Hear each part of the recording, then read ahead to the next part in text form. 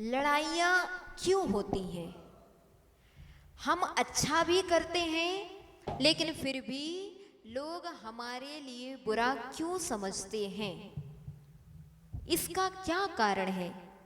तो हम आज समझेंगे इसी विषय में कि आखिर अच्छा करने के उपरांत भी लड़ाई झगड़े क्यों होते हैं, हमारे लिए बुरा ही क्यों मिलता है।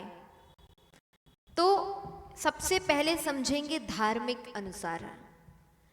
जिस जीव का अयशः कीर्ति नाम कर्म का उदय है, यानी जिस जीव ने पूर्व समय में अयशः कीर्ति नाम कर्म का आश्रय, उसके लिए अच्छा करने के उपरांत भी लोग बुरा ही समझेंगे।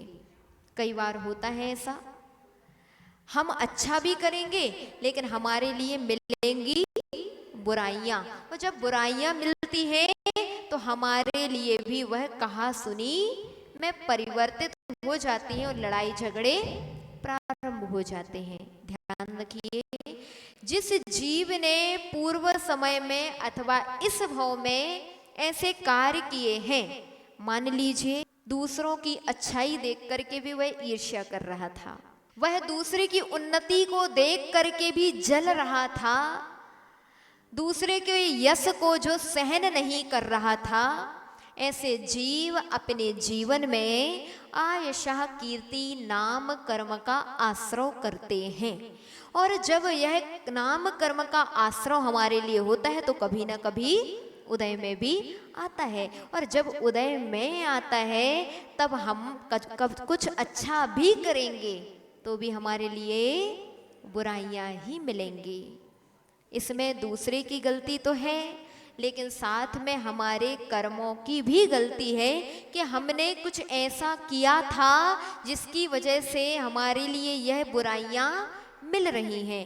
तो पहली बात, हमारे लिए कभी भी किसी की उन्नति देख करके, किसी की अच्छाई देख करके कभी भी ईर्ष्या नहीं करना चाहिए। दूसरा, इसका कारण यह भी हो सकता है कि आपके घर में वास्तु दोष हो, यानी अगर घर में आग और पानी एक साथ रखे जाते हैं तो भी आपके घर में लड़ाइयां बनी रहती हैं। वास्तु शास्त्र के अनुसार अग्नि का स्थान आग्नेय कोण है, यानी पूर्व और दक्षिण के मध्य का स्थान, जिसको बोलते हैं क्या, आग्नेय कोण। जबकि पानी का स्थान उत्तर दिशा है। सब समझते हैं, आग्नेय दिशा में और उत्तर दिशा में एकदम विपरीत स्थान है। जबकि घरों में जहां चौका होता है वहीं पर ही पानी भी रखा जाता है। होता कि नहीं होता? होता है। इसी कारण से जब घर में आग और पानी का मेल होता है, वास्तु के अनुसार आग और पानी का मेल कदापि उचित नहीं है। इसीलिए घर में जब भी पानी रखें तो उत्तर दिशा की ओर ही रखना चाहिए। कभी भी चौके में पानी नहीं रखें, और जब भी चौका रहे तो आग्नेय कोण में ही होना चाहिए। मान लीजिए अब घर में चौका वही है और पानी का स्थान भी वही है, कहीं और अन्य स्थान नहीं है, तो क्या करें? ऐसी परिस्थिति में कम से कम 4 मीटर की दूरी आपके गैस से, अग्निशामक स्थानों से इस प्रकार की दूरियां जरूर होना चाहिए, यानी गैस से पानी का स्थान कम से कम 4 मीटर दूर अवश्य होना चाहिए। तो यह भी ध्यान रखना चाहिए। तीसरा, अगर लौकिक दृष्टि से देखें तो अगर आपके घर में सामंजस्य नहीं है, क्या नहीं है? सामंजस्य नहीं है, तो भी घर में शांति रहने वाली नहीं है।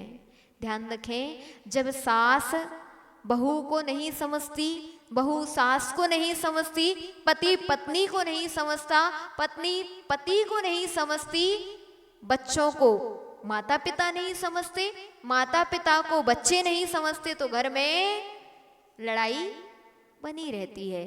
इसीलिए प्रत्येक पारिवारिक लोगों का यह कर्तव्य है कि एक दूसरे की भावनाओं को अवश्य ही समझना चाहिए। जब पति आग बने तो पत्नी पानी बन जाए, जब सास आग बने तो बहू पानी बन जाए। उस समय अगर दोनों ही आग बन गए तो घर में ज्वालामुखी खड़ी हो जाती है। इसीलिए प्रत्येक श्रावकों का यह कर्तव्य है, अगर आप घर की लड़ाई को शांत रखना चाहते हैं तो आपस में इतने प्रेम और वात्सल्य के साथ रहना चाहिए। अगर लड़ाई हो भी जाए तो चार दीवार के अंदर ही हो, घर के बाहर तक आपकी आवाजें सुनाई ना पड़े। कभी भी घर में इस प्रकार के लड़ाई झगड़े अगर खड़े भी हो गए तो कभी भी ये चर्चाएं पड़ोसी के यहाँ ना पहुंचे। ध्यान रखें, जब ये चर्चाएं पड़ोसी तक पहुंच जाती हैं तो पहले लड़ाई 10% थी, वह 10% लड़ाई 100% में बदलने में समय नहीं लगता, क्योंकि पड़ोसी आग का काम करते हैं, पानी का काम कभी नहीं करते। इसीलिए कभी भी इस प्रकार की कार्य नहीं करना चाहिए कि घर की चर्चाएं बाहर जाके सुना। जब भी घर में कोई बातचीत हो जाए तो किससे सुनाना चाहिए? या तो अपने माता पिता से सुनाओ या अपने पति से सुनाओ। अगर पति से लड़ाई हो जाए तो गुरुजन से सुना लो। बाकी पड़ोसियों से कभी इस प्रकार की चर्चाएं नहीं करें, जिससे आपके घर का वातावरण नियम से परिवर्तित हो सकता है। इस प्रकार से आपकी जिज्ञासा का समाधान।